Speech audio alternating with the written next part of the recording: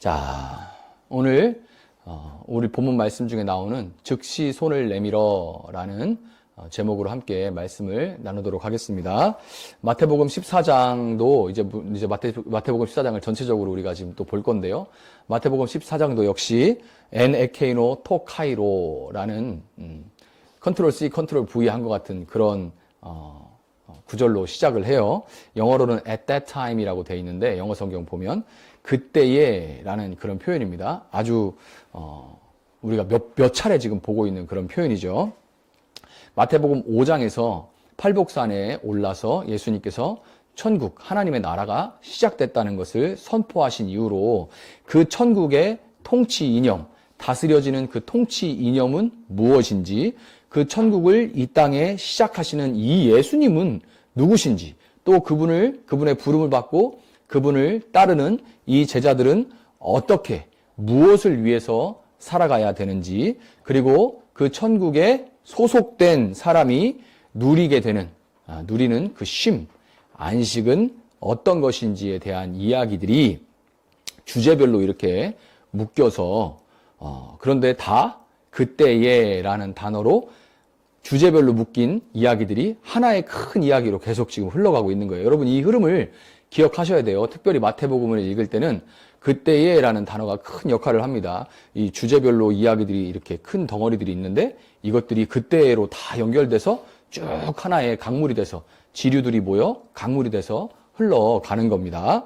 자, 마태복음 13장 지난주에 말씀 기억하실는지 모르겠는데 천국은 마치라는 이 비유가 7개, 천국은 마치가 7개 등장했죠. 그래서 일명 이 마태복음 13장을 천국 비유장이다 그렇게 얘기를 하는데 마태복음 13장이 천국을 비유로 마치 뭐뭐와 같다 이렇게 비유로 설명을 했다면 마태복음 14장은 천국의 특징을 실제 사건들, 그러니까 우리가 이런 거에 신뢰를 든다. 뭐 예를 들어봐봐. 예를 들어서 이렇게 말할 때 내가 이런 일이 있었는데 어떤 일이 있었는데 누가 이런 일이 있었는데 이렇게 실제 있었던 사건, 그런 실제 사건들을 통해서 천국의 특성을 이 마태복음 14장은 설명을 하고 있는 겁니다. 마태복음 13장 비유가 여러분 7개가 있었는데 그 중에서 첫 번째 비유에 좋은 땅에 떨어진 씨는 100배, 60배, 30배의 결실을 맺는다 하는 그런 비유가 있었죠. 그런데 사실은 여러분 이제 좀 들어보셨겠지만 사실은 이 말씀은 성경의 많은 그 구절들 중에서 가장 남용되고 있는 그런 구절입니다. 가장 오용되고 왜곡되고 남용되고 있는 그런 구절이에요. 지금도 현재 일어나고 있는 일들입니다. 수많은 목회자들과 부흥사들이 이 구절을 가지고 좋은 땅에 떨어진 씨는 100배, 60배, 30배의 결실을 맺는다. 이 구절을 가지고 하나님께 시간과 물질을 헌신하면 최하 30배다. 최하. 여러분 몇 배? 최하 30배! 막 그러면 이제, 그건 30배는 아무것도 아니고, 더 여러분 열심히 하면, 잘 되면 몇 배라고요? 뭐 이런, 설교 참 많이 들었습니다. 저도 지금 조금 덜한 것 같은데, 저가 어렸을 때, 중고등학교 때까지도, 특별히 부흥사님들 이런 거 참 많이 했어요. 100배를 받을 거다. 만약에 당신이 못 받으면 당신의 자식들이 받는다. 그러니까 지금 여러분은 부서져라 헌신해라. 자식들이 다 받아 누린다. 100배로 받는다. 이러는데 안 할 부모가 어디 있어요. 저 같아도 합니다. 그런데 여러분, 그게 왜 왜곡이라고 제가 얘기를 드리냐면 이거는 신앙의 말로 신앙을 빙자한 인간의 자기 중심성과 탐심을 자극하는 말이에요. 가만 들어보면 굉장히 신앙적인 용어와 성경에 있는 구절들을 갖다 쓰지만 그러나 인간의 자기 중심성과 탐심을 자극하는 그런 말들입니다. 그래서 거기에 안 넘어가기가 참 쉽지 않죠. 예수님은 마태복음 14장의 이야기들과 그 배치를 통해서 비유라는 게 제대로 그 비유가 딱 떨어진 사람은 풍성하게 비유는 이렇게도 해석되고 또 더 영적인 상상력을 통해서 더 풍성하게 그 마음에 가득 차질 수 있지만 반대로 잘못 그 비유를 풀기 시작하면 제가 말씀드린 이런 예처럼 굉장히 타락으로 계속 갈 수도 있어요. 그게 비유의 위험성이거든요.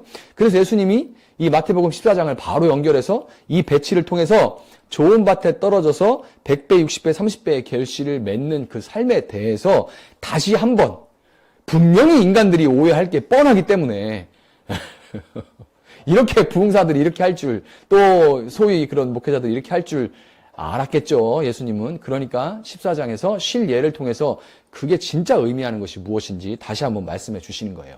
마태복음 14장에는 크게 세 가지 사건이 소개가 됩니다. 세 가지 사건이 소개되는데 하나씩 이 말씀들을 따로 이야기해도 참 이야기할 것도 많고 너무너무 귀한 이야기들인데, 오늘은 마태복음 14장 전체를 통으로 보면서 100배, 60배, 30배의 결실이 진정으로 의미하는 것이 무엇인지, 그리고 그 많은 결실은 어떻게 맺어지게 되는지 한번 살펴보도록 하겠습니다. 자, 첫 번째로 등장하는 사건이 뭐죠?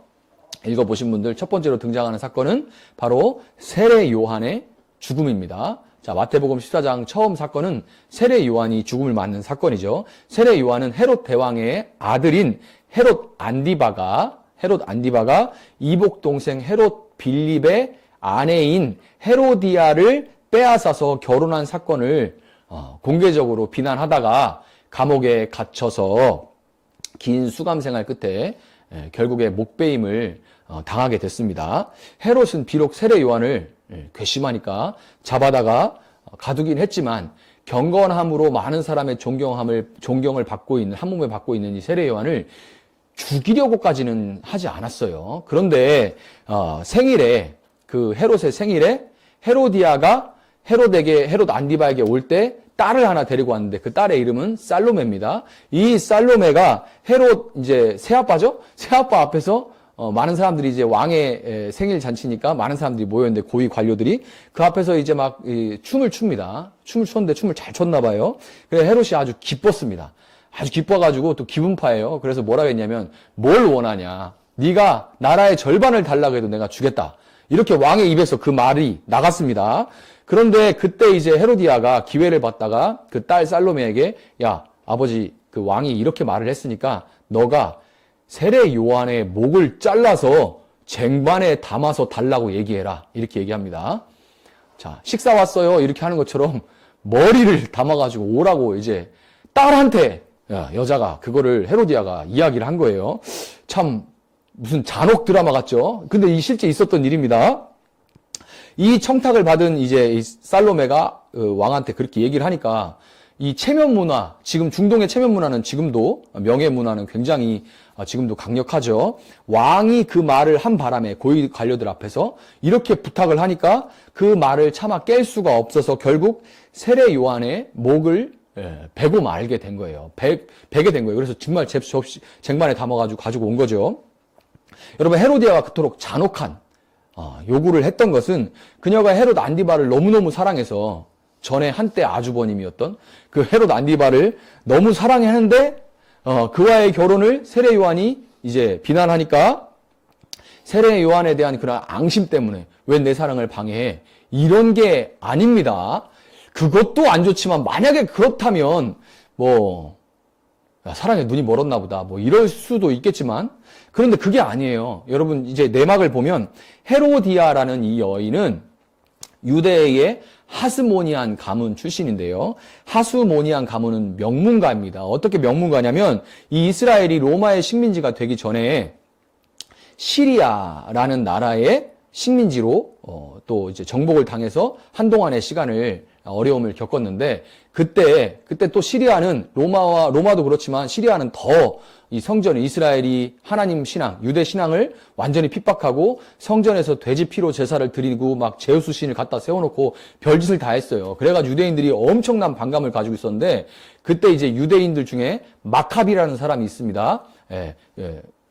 그 도끼라는 뜻을 가지고 있는, 의미를 가지고 있는데, 이 마카비라는 사람이 아주 게릴라 전술의 달인이었어요. 그래가지고 시리아 군대를 그 게릴라전으로 괴롭히다가 결국에는 유대를 독립시키고 성전을 정화합니다. 그래서 지금도 이 12월 때쯤 되면 유대인들은 크리스마스를 지키는 게 아니라 하누카라고 해가지고 성전을 정화한 날을 지키고 있어요. 그런데 어쨌든 이 성전을 정화한 사건이 이 마카비라는 사람이 이제 그 성전을 정화하고 유대를 독립시킨 다음에 이제 그 가문에서 유대의 왕이 나기 시작한 거예요. 유다 지파니까 또 왕이 나와도 되는 거죠. 그래서 이제 그 유다 마카비의 가문에서 왕들이 나오는데 이 가문을 하스모니안 가문이라고 하는 겁니다. 하스모니안 가문인데 왕이 배출된 아주 뼈대 있는 가문이죠. 반면에 헤롯 안디바는 아버지 헤롯 대왕이 정치력으로 로마를 등에 업고 이스라엘의 왕이 된 후에 이제 아들들이 많이 있었을 거 아니에요.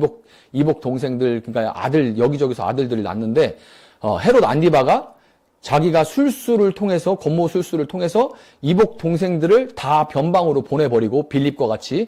그러니까 동생 빌립은 정치 싸움에서 밀려나서 변방으로 가게 된 거예요. 헤로디아는 그의 아내였죠. 자, 그렇게 변방으로 몰아내고서 이제 헤롯 대왕의 뒤를 이어서 왕이 되었는데, 그렇지만 여전히 출신으로 인해서 유대인들의 지지를 받지 못하고 있는 상황이에요. 이런 상황이니까 한 사람은 하스모니안 가문의 이 헤로디아는 뭘 원해요? 잃어버린 권력을 원하는 거예요. 권력을 향해서 불타오르는 거고, 헤롯 안디바는 뭘 원하는 거예요? 권력은 있는데 명예가 없어. 그러니까 이 하스모니안 가문의 이름을 가져와서 명예를 얻기 원하는 거예요. 그러니까 이 둘이 그 탐심으로 둘이 묶이게 된 거죠.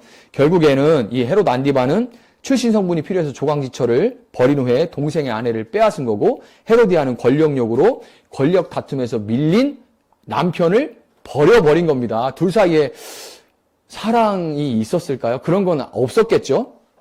똑같으니까 사는 거예요. 둘이 똑같으니까 그렇게 산 겁니다. 헤롯 안디바는 이제 체면과 가문의 헤롯 안디바와 헤로디아는 체면과 가문의 후광이라는 명예욕과 권력욕으로 인해서 그것이 옳지 않다, 하나님 앞에서 옳지 않다고 외치는 하나님의 사람인 세례 요한을 잔혹하게 죽였던 거고요.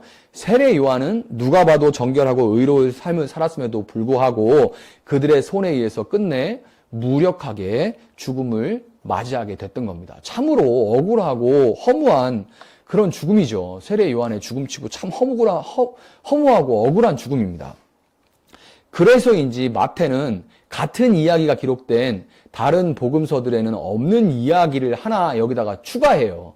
그냥 다른 복음서들에서는 그냥 넘겼는데 이 얘기를 마태복음에는 추가합니다. 그게 뭐냐면 12절에 나오는 세례 요한의 제자들이 세례 요한의 죽음에 대해서 예수님께 아뢰는 내용입니다. 이 일은 있었는데 다른 복음서 저자들은 이 일은 안 쓴 거예요. 근데 마태는 굳이 이 얘기를 썼습니다. 왜 썼냐? 그냥 이거는 단순하게 그들이 보고합니다 하고 보고서를 냈다 그런 얘기가 아니라 찾아와서 그걸 아랬다는 얘기는 그 안에 심중이 뭐예요? 예수님, 당신이 나타나고 나서는 잘 나가던 본인의 사역을 다 접었고 당신의 길을 준비하기 위해서 살아왔으며 당신에게 세례를 베풀어서 공식적으로 당신이 이스라엘의 구원자 메시아라는 것을 천명한 이 세례 요한이 억울하게 개죽음을 당했습니다. 그런데 당신은 뭐 느끼시는 거 없어요? 당신 지금 사람들이 많이 따라오는데 좀 뭔가 이 사람들 데리고 뭔가 액션을 좀 취해야 되는 거 아닙니까? 여태까지 죽을 때까지 그냥 내비둔 것도 저희가 이해가 안 가는데 죽었으면 이 분노를 이용해가지고 뭔가 해야 되는 거 아닙니까? 이 의도를 가지고 예수님께 아뢰는 거예요. 여러분, 가라지가 곡식의 뿌리를 감고 지난주에 말씀드렸죠. 이렇게 곡식과 가라지의 뿌리가 막 얽혀 있다고 했죠. 감아놓은 상태에서 막 그 가라지는 막 웃자라잖아요. 이렇게 웃자라서 곡식은 정작 제대로 자라지 못하게 만들듯이 헤로디아가 자신의 권력욕을 지적하는 세례 요한의 목을 베서 이 쟁반에 소반에 얹게 했듯이 뱀의 후손들은 여자의 후손들을 미워합니다. 뱀의 후손들은 여자의 후손들을, 가라지는 곡식을 미워해요. 성경은 이 좋은 땅에 뿌려진 좋은 씨가 100배, 60배, 30배의 결실을 맺는다 이렇게 말하는데 현실의 곡식은 우리가 살아가는 이 현실에서 곡식은 온 세상에 웃자라 있는 가라지, 그 돈과 명예와 권력을 쫓는 뱀의 후손들이 만들어 놓은 그 악한 구조에서 시들시들하게 살다가 결국 그냥 말라 죽어가는 것처럼 보이는 게 그게 현실이죠. 그게 현실입니다. 제가 얼마 전에 사랑하는 권사님 한 분을 또 주님 품에 보내드렸는데요. 말년까지 고생스럽게 학교 청소 일을 하시면서도 그거 참 얼마나 받았겠어요. 그런데 거기서도 이렇게 쌈짓돈을 꼬깃꼬깃 모아가지고 꼬박꼬박 그 선교 헌금으로 보내주시고 더 섬기지 못해서 정말 안타까워하시던 그런 분이었습니다. 이렇게 하도 일을 해서 곱은 손을 이제 잡고서 기도해드리면 그렇게 소녀처럼 그렇게 눈물을 쏟으시면서 기뻐하고 기도가 끝나면 제가 기도한 게 뭐라고 그렇게 세상을 다 얻은 것처럼 그렇게 기뻐하시고 하던 그 모습이 눈에 참 선한데요. 그런데 여기저기 편찮으시다가 결국에는 댁에서 홀로 눈을 감으셨습니다. 댁에서 홀로 눈을 감으셨어요. 나중에 이제 발견해가지고 병원으로 옮겼을 때는 이미 늦었을 때입니다. 참 생각하는 게 많아요. 그 정도 헌신하셨으면 주님께서 말년에라도 좀 부유하게 아픈데도 없이 지내다가 많은 사람에게 둘러싸여서 그 애도 속에서 떠날 수 있게 해주시면 참 좋은데 좀 그래야 덕이 되는 거 아닙니까? 그런 게 참 좋은데 현실은 어떤 목회자들과 부흥사들의 말과는 다를 때가 정말 많아요. 이런 거 이제 해가지고 의문이 생기면 기껏 하는 말은 그거죠. 당신이 못 받았으니까 자식들이 받을 거라고. 자식들도 교회 안 다니는 사람 많아요. 그렇게 하는데도 불구하고. 이게 다 뭐예요, 그러면? 대체 어떻게 이럴 수가 있는 거예요, 도대체? 신앙생활 이러면, 물론 우리가 그래서 신앙생활 하는 건 아니지만, 그러나 참 이제 찬바람이 마음에 몰려올 때가 많지 않습니까? 이 세례 요한의 제자들이 예수님께 찾아와서 아랠 때 그 마음에 가득 차 있는 그런 생각과 의문과 이런 것들이 우리 마음에도 차오를 때가 참 많습니다. 그런데 13절에서 볼 수 있듯이 예수님은 세례 요한의 제자들이 아랜 것을 다 들으셨음에도 불구하고 가타부타 어떤 말씀도 어떤 액션도 취하지 않은 채 배를 타고 따로 말 그대로 텅 비어있는 황량한 들판으로 가십니다. 그런데 예수님이 그곳에 그 빈들에 오셨다는 이야기를 어떻게 전해 들었는지 수많은 사람들이 여러 고을들로부터 성경은 걸어서 따라왔다 이렇게 말을 하죠. 그런데 21절을 보니까 여자와 어린 아이 외에 여자와 어린 아이는 당시에 숫자에 치지 않았어요. 그런데 마태는 굳이 여자와 어린 아이 외에라고 얘기를 해서 여자와 어린 아이가 같이 있었다고 그들을 급으로 올려준 거예요. 여러분, 이제 성경을 요즘 페미니즘 관점으로는 막 여성 비하한다, 이런 얘기 하는데요. 성경은 굉장히 전복적인 책입니다. 당시에는 정말 없던 것을 쳐주는 책이 성경인 거예요. 지금으로 치면 굉장히 도전적인 그런 책인 거죠. 자, 여자 어린 아이 외에 어쨌든 간에 5,000명이라고 하는데, 그러니까 대충 헤아리면 남자만큼 여자가 있고 거기에 아이들 하면 그리고 노인들도 앉힐 때가 많았거든요. 그러면 2만여 명의 그 이상 되는 어마어마한 숫자가 모여든 겁니다. 성경이 굳이 걸어서 부자라면 최소한 낙이 타고 왔겠죠. 아니면 말을 타고 왔든가 가마를 타고 왔든가. 근데 걸어서 왔다고 이렇게 언급한 것을 보면 그들이 가난하고 소망이 없는 사람들이었다라는 것을 성경이 이야기하고 있는 거예요. 텅 빈 들판에 그렇게 2만여 명이 넘는 사람들이 모여 있는데 걸어서 거기에 다 모여들었습니다. 그 모습은 그대로 하나님을 잃어버린 채 소망이 없이 정처 없이 그저 살아가는 그런 이스라엘의 상태를 그 무리가 그대로 보여주고 있는 거예요. 마치 이 세상에서 가라지에 눌려서 그렇게 살아가고 있는 곡식들과 같은 그런 상태. 그래서 저녁이 되니까 제자들이 예수께서 이곳은 빈들이요 때도 이미 저물었으니 무리를 보내어 마을에 들어가 먹을 것을 사 먹게 하자 이렇게 제자들이 건의를 합니다. 예수님께. 그 많은 사람들을 먹일 방법이 없는 그들로서는 너무나 상식적인 말이죠. 너무 이해가 되는 말입니다. 그들이 믿음이 없네 이런 얘기 하기 전에 여러분이라면 어떻겠어요? 저 같아도 그렇게 얘기했을 것 같아요. 그렇지만 그렇게 만약에 제자들이 건의한 대로 예수님이 그래 좀 보내서 밥 먹고 오라고 그래. 아우 야 이거 집회가 너무 길어지는데 사람들 배고픈데 어떡하냐. 그러면 그렇게 보냈다면 그 인원을 어떤 주변의 마을이 있을지 모르지만 그 많은 2만 명이 넘는 사람들이 와가지고 한 번에 그 사람들 뭐 식당이 쫙 깔려 있는 것도 아니고 어떻게 먹이겠어요? 음식을 공급할 수도 없었을 테고 또 있다 한들 그것을 사 먹을 만한 사람은 사 먹을 수 있었겠지만 돈이 없는 사람은 먹을 수 없을 겁니다. 그래서 철저하게 경제 논리에 의해서 배부른 사람과 줄인 사람이 또 이렇게 쫙 나눠졌겠죠. 그런데 예수님은 이런 상황에서 갈 것 없다. 너희가 먹을 것을 줘라. 그렇게 말씀을 하십니다. 예수님이 이렇게 말씀하시는데 그때 제자들에게 떡 5개와 물고기 2마리를 건네는 사람이 있었어요. 그런데 요한복음 6장 9절은 그 누군가가 이름 없는 한 아이라고 기록합니다. 혹시 뭐 문제 생겼나요? 한 아이라고 기록합니다.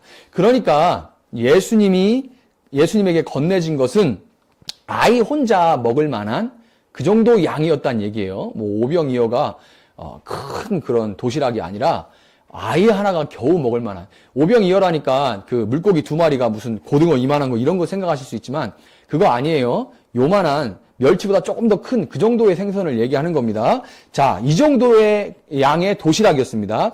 그렇다면 여러분 생각해 보세요. 이 아이가 도시락을 갖고 왔는데 여기 모여있는 남자만 5천 명의 인원들 중 아무도 도시락을 갖고 있는 사람이 없었던 걸까요? 아이가 이 도시락을 넘겨줬는데 그러면 지금 남자만 5천 명 중에 아무도 어른용 도시락이나 이런 거 가지고 있는 사람 아무도 없었다는 얘기일까요? 아니겠죠. 단지 그들은 자신들이 가진 것으로는 아무것도 변화시킬 수가 없다는 사람들을 마을로 보내려던 그 제자들과 똑같은 경제 논리와 생산성과 효율성에 바탕한 그런 생각을 하고 있었던 것 뿐입니다. 내가 가지고 있는 거 있긴 있겠죠. 그러나 그것으로 뭘 할 수 있나라는 생각. 제자들과 똑같은 그런 생각을 하고 있었던 겁니다. 자기도 배가 고팠을 텐데 거리낌 없이 제자들 중에 한 명에게 자기 도시락을 건네는 아이를 보면서 그 아이의 부모는 속으로 무슨 생각을 했을까요? 여러분이 그 현장에 있다고 생각하고 한번 생각해 보세요. 내 애가 갑자기 우리 애들 중에 한 명이 자기 그 없는 살림에 좀 준비해워. 너 이만큼 너 오늘 이거 하루 버텨야 돼. 뭐 이러면서 싸준 걸 거 아니에요. 그런데 그거 갖다가 툭 여기 있어요. 이렇게 이거 쓰세요. 이렇게 주는 그 애를 보면서 부모가 무슨 생각했을까요? 아이고 아까워라. 얘가 뭘 모르네. 그걸로 뭘 할 수 있다고. 괜히 너만 배고프지. 이거 다시 돌려달라고 할까? 이 정도 생각을 했겠죠. 그런데 예수님은 야, 그거 돌려줘라. 애가 먹는 거, 애 거 뺏지 마라. 줘라. 이렇게 하지 않고 그것을 내게 가져오라. 이렇게 말씀하십니다. 예수님은 누가 뭐라고 생각하든지 간에 비록 정말 보잘것없는 것이라고 할지라도 예수님의 손에 들여지면 뭔가 하실 수 있을 거야 하고 그렇게 믿고 내어드리는 아이를 통해서 일하시는 거예요. 예수님은 그 아이의 작은 믿음을 통해 보잘것없지만 그것을 예수님의 손에 드리면 뭔가 하실 수 있다고 믿고 드리는 아이를 통해서 일하신 겁니다. 여러분 오병이어 사건에서 수많은 사람들이 떡을 나누면서 행복해하는 그 모습을 여러분 상상해 보시기 바래요. 그것들이 막 떡이 막 물고기가 넘쳐나잖아요. 지천에. 자 15절을 보면 때가 이미 저물었고 어둑해서 떡과 물고기가 어떻게 막 늘어났는지 그 많은 사람들이 먹도록 늘어났는지 막 그냥 그 소쿠리 위에 막 그냥 뭐 툭툭툭 이렇게 쌓였는지 뭐 어떻게 됐는지 잘 안 보였던 것 같아요. 그래서 그 장면을 정확하게 묘사하는 장면은 없습니다. 그렇지만 같은 이야기를 기록한 다른 복음서들을 보고 대충 헤아려 보면 대략 50명에서 100명씩 무리들이 이렇게 무리무리 지어져 있었어요. 많은 사람들이 그렇게 앉아 있었는데 예수님이 하늘을 우러러 그 오병이어를 가지고 축사하신 후에 제자들에게 광주리를 이렇게 주셨죠. 그러니까 제자들이 광주리를 가지고 그 무효에 있는 사람들에게 주면 그 사람들도 아이가 가지고 있던 믿음 그대로 그것을 옆에 사람에게 아이가 제자들 중에 한 명에게 줬던 것처럼 그 사람들도 받아서 옆에 사람에게 전달할 때 그것이 없어진 것 같은데 다시 채워지고 없어진 것 같은데 다시 채워지고 하는 일들이 아마 일어났을 겁니다. 자, 만면에 이렇게 막 음식들이 늘어났을 때 만면에 웃음을 머금고 왁져질 걸 막 얼마나 이제 배불르면 막 신나지잖아요. 그러니까 막 이런저런 얘기하면서 왁자질 걸 떠들면서 이제 줄인 배를 채우면서 하나님을 찬양하고 감사하는 그런 장면, 그 모습을 한번 떠올려 보시기 바래요. 어둑해진 곳에서 2만여 명의 각각 출신과 각각 다른 마을들에서 왔잖아요. 출신과 배경들이 다른 사람들.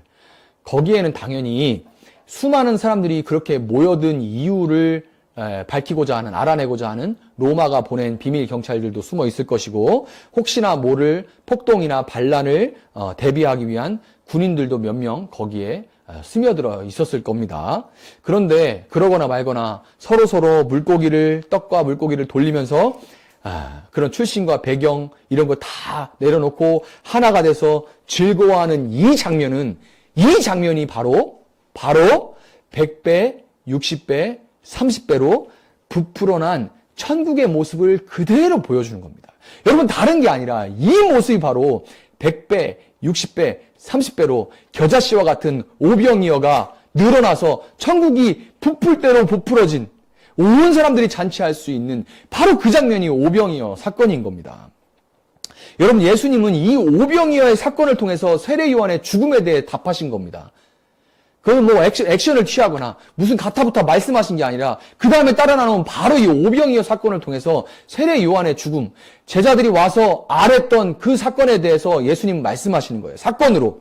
하나님이 처음 지으신 보시기에 좋았던 세상은 스스로 하나님처럼 되어서 내가 통제하고 다스리려고 한 그 죄로 인해서 길가밭이 되고 돌밭이 되고 가시떨기가 되어버렸습니다. 지금은 하나님이 처음에 보시기에 좋았더라 했던 그 모습이 그 상태가 아니죠. 그래서 이런 세상에서는, 이렇게 타락하고 변질되고 왜곡한 세상에서는 하나님의 뜻을 따라서 끝까지 의롭고 정결하게 살아가다 보면 여자의 후손이요 또 좋은 씨였던 이 세례 요한처럼 세례 요한이 가라지오 뱀의 후손에게 허무하게 죽은 것처럼 이런 일들이 일어날 수밖에 없어요. 어떻게 보면은 좋은 씨가 고난이 훨씬 많습니다. 더 어렵게 사는 경우가 더 많아요. 여러분, 그렇지만 이 세례 요한의 죽음은 아이가 드린 오병이어와 같이 예수님의 손에 들여져서 그저 절망으로, 그냥 죽음은 절망으로 그냥 끝난 것이 아니라 씨가 땅에 떨어져 죽을 때 많은 열매를 맺듯이, 씨가 땅에 떨어져 죽을 때 많은 열매를 맺듯이 이 땅에 천국의 문을 열어 젖혀서 세례 요한의 죽음으로 이 땅에 천국의 문이 열어 젖혀졌죠. 그래서 여러분과 저를 비롯한 오고 오는 수많은 사람들이 천국 잔치, 이제 겨자씨가 막 부풀어 나가지고 그것을 막 그 떡을 막 이제 빵을 막 떼서 200명, 제가 지난주 200여 명이 넘는 사람들이 먹을 수 있는 양, 가로 서말에 들어간 누룩이라고 얘기했잖아요. 그렇게 부풀어 나서 여러분과 저도 이 천국 잔치에 초대돼서 함께 즐길 수 있는 이 영원한 생명의 시작점이 바로 세례 요한의 죽음이 된 것입니다. 여러분, 100배, 60배, 30배의 결실을 맺는 삶의 진정한 의미는 예수님을 이용해서 내가 남들보다 더 크고 더 높게 웃자라는 것이 아니라, 이렇게 설교하는 모든 것들은 다 거짓말이에요. 거짓말입니다. 그건 설교가 아니에요. 선동이죠.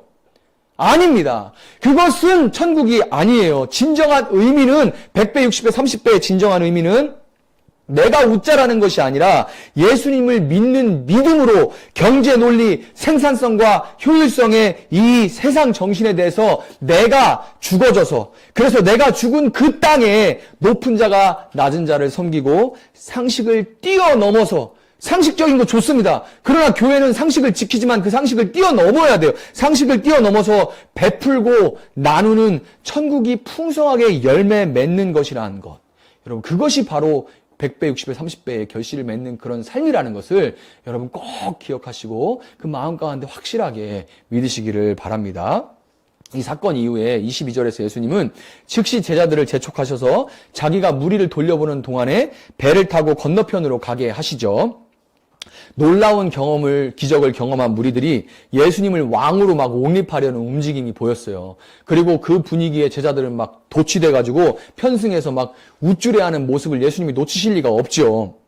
또 그렇게 모여든 숫자에 기대서 그 힘을 쫓는 모습, 그 숫자에서 나오는 어떤 힘을 쫓고 높아지려는 그 모습이 바로 원수가 밭과 곡식을 몰래 망치기 위해서 몰래 뿌린 가라지라는 것을 예수님은 너무 잘 아셨기 때문에 제자들을 급하게 몰아서 배를 타고 건너편으로 건너가게 하십니다. 제자들이 바다로 나간 시간이 언제쯤인지는 오병이어 막 끝나고 사람들 모여드는 거 정리하고 예수님이 이제 가세요 해서 정리하고 그들은 배를 타고 나가고 한 시간이 언젠지는 잘 모르지만 그들은 그때 나가서 풍랑을 만나 밤 사경 새벽 3시쯤이에요. 대략 새벽 3시쯤인데 정말 칠흑 같은 가장 어둠이 깊은 그런 시간이죠. 그때까지 절망스러운 시간, 고난의 시간을 보내게 됩니다. 정말 방금 막 사람들이 왕으로 만들고 막 이제 우리는 어떻게 되지? 야, 이 사람들 데리고서 뭐하지? 이런 분위기에 도취됐던 제자들은 완전히 급반전 돼가지고 새벽 3시 칠흑 같은 밤에 아무런 소망이 없는 절망에서 나락으로 떨어져 버리죠. 대부분이 어부 출신들은 제자들도 감당할 수 없을 정도의 이 풍랑이 이는 바다 위로 누군가가 걸어옵니다. 대부분 그때 흰 옷들을 입으니까 희끄무리하게 뭐가 보였겠죠. 시커먼 바다 위로 희끄무리한 것이 이렇게 뭐가 보이니까 풍랑으로 정신이 없었던 제자들은 막 유령이다, 물귀신이다 난리가 났습니다. 이제 막 가뜩이나 지금 너무 힘든데 막 뭐가 희끄무리한 게 다가와. 그러니까 막 유령이다, 물귀신이다 난리가 났어요. 그러자 예수님은 즉시 이렇게 말씀하시죠. 안심하라, 나니 두려워하지 말라. 이렇게 말씀하시죠. 무리로 걸어온 존재가 바로 예수님이라는 걸 알고 난 다음에 또 베드로가 나서서 이렇게 얘기하죠. 주여 만일 주님이시거든 나를 명하사 물 위로 오라 하소서 이렇게 구해요. 예수님이 또 천연덕스럽게 그래 와라 이렇게 말씀하십니다. 자, 여기서 이제 제가 한 가지를 물어볼게요. 자, 우리는 베드로 물에 빠진 거를 잘 알고 있는데 무리를 걸었나요? 못 걸었나요? 베드로가. 주일학교 여러분? 네. 무리를 걸었나요? 못 걸었나요? 걸었죠. 그는 분명히 그때 배에서 내려서 예수님이 계신 곳을 바라보면서 그 예수님 근처까지 꽤 먼 거리를 혼자서 무리를 걸었습니다. 우리는 빠진 것만 기억하는데 무리를 혼자 걸었어요. 그런데 바람이 일렁이는 파도에 그 시선이 머물게 되니까 돌연 겁이 나서 물속으로 빠져 들어가게 된 겁니다. 베드로가 주여 나를 구원하소서 하고 소리를 지르니까 예수님이 또 즉시 손을 내밀어 그를 붙잡아 주시죠. 바람이 아니라 그를 붙잡아 주시는 이 손을 바라봤을 때 베드로는 다시 물 위를 걸어서 예수님과 함께 배에 올랐고 그러자 풍랑이 잠잠해졌습니다. 예수님은 물에 빠져가는 그 베드로의 손을 이렇게 잡아주시면서 뭐라고 하세요? 예수님이 믿음이 작은 자여 왜 의심하였느냐 이렇게 예수님이 물어보세요. 의심하다라는 말은 그 원어적인 의미가 뭐냐면 마음이 나눠졌다는 얘기입니다. 마음이 둘로 나눠졌다. 왜 네 마음이 둘로 나눠졌느냐 이렇게 말씀하신 거예요. 믿음이 작은 자야 왜 네 마음이 둘로 나눠졌느냐 이렇게 물으신 거예요. 물속으로 빠져 들어가는 베드로와 함께 바다에서 풍랑을 만나서 어쩔 줄을 몰라 하고 고생하던 이 제자들의 모습은 예수님을 왕으로 모시려는 그 무리들의 그 숫자에 도취돼서 다시 가라지의 꿈이 막 마음에서 올라오는 그 가라지의 삶의 방식에 마음을 뺏기고 그 마음이 나눠진 제자들의 마음의 상태를 그대로 보여주는 장면이에요.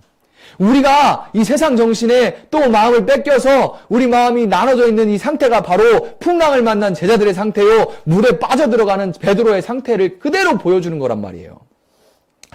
안심하라, 안심하라, 나니 두려워하지 말라. 이렇게 예수님 말씀하실 때 나니라고 번역된 이 부분은 헬라어로는 그 유명한 에고 에이미라고 돼 있습니다. 에고 에이미. 이게 뭐냐면 나는 나다 이런 뜻이에요. 나는 나다. 안심하라. 나는 나다. 두려워하지 마라. 이렇게 말해요. 나는 나다. 근데 이 나는 나다 어디서 들어본 것 같죠? 이제 출애굽기 3장에 가면 모세에게 하나님께서 뭐라고 하십니까? 나는 나다. 여호와 이름 예수 하나님의 이름이 아니에요. 그냥 하나님이 이렇게 말씀하신 거예요. 나는 나다. 이렇게 말씀하신 거예요. 그게 여호와입니다. 그래서 우리가 하나님을 여호와 하나님이라 부르는 거예요. 여러분, 예수님은 가라지의 웃자라는 모습에 마음이 나뉘고 신앙이 이 믿음이 물에 빠져 익사할 것 같을 때 예수님이 바로 나는 나다, 스스로 있는 자다, 천지를 지으신 그 하나님과 동일한 분이심을 다시금 기억하고 바라보라 이렇게 말씀하시는 거예요. 나는 나다, 내가 곧 하나님이다, 나니 두려워하지 말라, 나를 바라봐라 이렇게 말씀하시는 거예요. 여러분, 우리의 힘과 의지로는 상식과 경제 논리, 생산성과 효율성으로 대표되는 이 세상 정신을 뛰어넘을 수가 없습니다. 이걸 인정하고 가야 돼요. 우리는 우리 상식으로는, 우리 힘으로는 이것을 뛰어넘을 수가 없어요. 조금만 바람이 불어오면 저거 안 사면 어떡하지? 나만 놓고 다 세상이 빨리 갈 것 같아. 나 나중에 노후에 어떡하지? 나만 어떡하지? 나만 이대로 막 결혼하고 나중에 혼자 막 외롭게 혼자 죽는 거 아니야? 이런 막 생각들이 막 몰려오면 막 풍랑이 일어나는 거죠. 그 마음이 바로 나뉘어가지고 세상을 상징하는 그 바다는 세상을 상징합니다. 요한계시록에서도 그렇고 세상에 그냥 빠져 들어가는 거예요. 수영도 못하면서 그냥 거기에 빠져 들어가는 겁니다.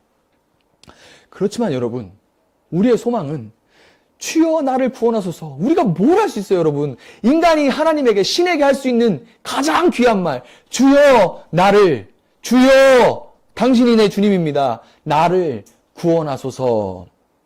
이렇게 우리가 고백할 때, 세상 사람들은 이렇게 고백할 때가 없지 않습니까? 그런데 우리는 주여, 내가 스스로 나의 주인이 아니고 주님이 나의 주님이시고 나를 구원해 주실 분입니다, 이렇게 말씀드릴 때, 이렇게 외칠 때 즉시 손을 뻗어서 우리를 건져주시는 주님이 계시기 때문에 우리는 여전히 소망이 있는 거예요. 여러분, 이것을 꼭 기억하시기 바랍니다. 말씀을 맺도록 하겠습니다. 여러분, 세례 요한의 죽음을 보면서 우리는 정말 주님께서 내게 세례 요한처럼 그렇게 살다 죽으라고, 그렇게 살다 가라, 야, 용수야, 너 세례 요한처럼 살다 가라, 광야에 외치는 자의 소리로 살다 가라, 그렇게 아무도 알아보지 않아도 감옥에서 그렇게 가라. 그러면 아멘 할 수 있을까 참 생각을 많이 합니다. 내가 아멘 할 수 있을까? 예, 주님, 아멘입니다. 그렇게 할 수 있을까? 네가, 용수야, 네가 목회 열심히 해. 그럼 나중에 100배, 30배, 60배, 60배, 100배, 30배를 받을 수도 있지만 열심히 해. 그럼 충성하면 내가 100배도 만들어줄게. 한 1000명, 막 10,000명 모이게 해줄게. 그러면 지금 제가 고생하는 거 할게요. 그러지만 네가 그렇게 고생하지만 나중에 감옥에서 이름도 없이 갈 수도 있어. 괜찮겠니? 아멘 하기 참 어려울 것 같아요. 그렇지만 여러분, 23절에서 우리는 예수님이 기도하러 따로 산에 올라가셔서 거기 혼자 계시는 그런 모습을 볼 수가 있습니다. 이게 답이에요, 여러분. 제자들이 사람들의 소리를 듣고 마음이 막 나뉘어질 때, 세상의 소리를 듣고 막 마음이 나뉠 때, 야, 여기 땅 사야 된대, 이번 마지막 기회래, 뭐래, 막 이런 얘기들 막 들려오면 미치는 거죠, 막. 그 사람들의 소리에 마음이 막 나뉘어질 때, 예수님은 기도 가운데 하나님 아버지를 바라보면서 그분의 음성에 귀를 기울이셨던 겁니다. 다 보내고 그분은 산에 혼자 하나님 아버지와 교제를 나누셨어요. 여러분, 예수님을 따라서 홀로 시간과 장소를 구별해서 기도 가운데 다시 우리의 그 주파수를, 초점을 하나님께 맞추고 하나님을 바라볼 때, 나는 나다, 나는 스스로 있는 자다, 내가 천지의 주인이다라고 말씀하시는 그 하나님을 바라볼 때 우리는 다시금 이 세상의 파고를 넘어서 천국의, 하나님이 다스리시는 그 천국의 아름다움에 심취해서 마치 밭에 감추인 보화를 발견한 사람처럼, 값진 진주를 발견한 사람처럼 다시 그 천국의 아름다움에 심취해서 정신이 나가버리는 거죠. 정신줄이 놓는 거예요. 누가 뭐라 하든 기쁨으로 온 마음을 다해 그 나라를 소유하고 그 나라에 소유되고 그 나라를 확장하기 위해 살아갈 수가 있게 되는 겁니다. 여러분, 때로 세례 요한처럼 잠시 걸려서 넘어질 수도 있어요. 스캔들이라고 했었죠. 네. 또 베드로처럼 물속에 빠져 들어갈 수도 있습니다, 때로. 그렇지만 무리로 걸어오셔서 즉시 손을 뻗어주시는 주님이 계시니까 여러분 안심하시기 바랍니다. 실수하고 걸려 넘어지고 때로 빠져도 괜찮아요. 빠져 죽지 않습니다. 왜냐하면 예수님이 계시기 때문이에요. 잠시 풍랑을 만날 수도 있지만 주님께서 함께 하실 때 우리는 무리를 걷고 풍랑은 결국 잠잠해진다는 것을 여러분 믿으시고, 비록 오병이어와 같이 보잘것없는 그런 삶이라 할지라도 여러분과 저의 오병이어와 같이 어린아이의 손에 있던 그 도시락과 같은 보잘것없는 것이라 할지라도 주님 손에 들여져서 많은 사람이 배불리 먹고 12광주리가 남게하는 그런 100배, 참된 100배, 60배, 30배의 삶을 살아가시는 여러분의 삶이 되시기를 주님의 이름으로 축복합니다.